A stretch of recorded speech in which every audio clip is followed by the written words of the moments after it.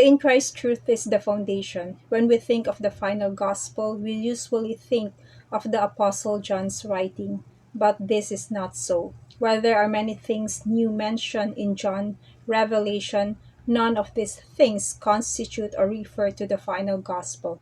These things have been either introduced or prophesied in the Old Testament or spoken of in the ministry of Jesus of Nazareth.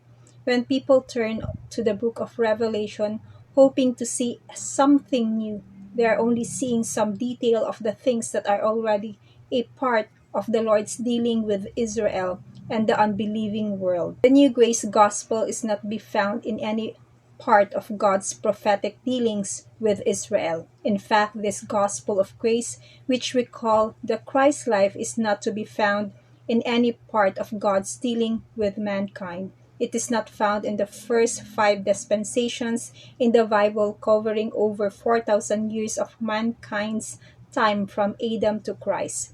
There are several things that were necessary to God's plan before they could be a new gospel. There would have to be the final work of Christ at the cross.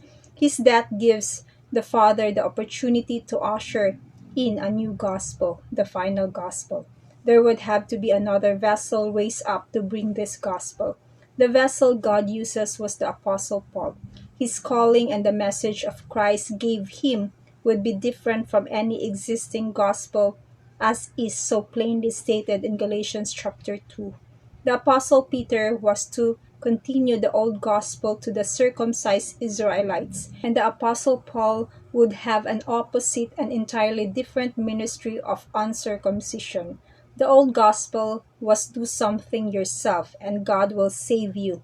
In the final gospel, the believer cannot do anything in himself to please God. Ephesians chapter 2 verse 8 to 9.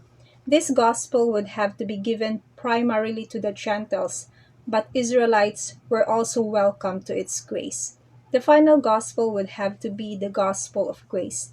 The underlying power and the most significant factor of grace would be the in Christ truth. Of course, this list could go on and on, as the importance of the final gospel is shown as Christ gave Paul an unlimited understanding of different truth never before spoken of in the rest of the Bible.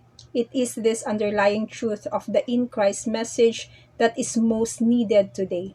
Multitudes of God's birth children live without the knowledge that the only life the Father accepts in a believer is the Christ life. If the believer can depend upon anything he can do within himself to please God, then Christ died in vain. Galatians chapter 2 verse 21.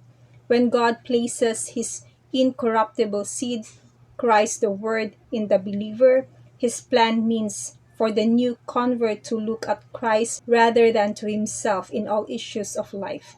Because of this, the Apostle Paul uses the in Christ statement 146 times in his epistles. This statement alone should cause any sincere reader of the scriptures to ponder why Paul used the term so much. His purpose was to base the final gospel on a God fact that was in God's mind before he created the world. It would take the cross and the Apostle Paul to bring it to pass and put it into operation. To God be the glory. God bless you.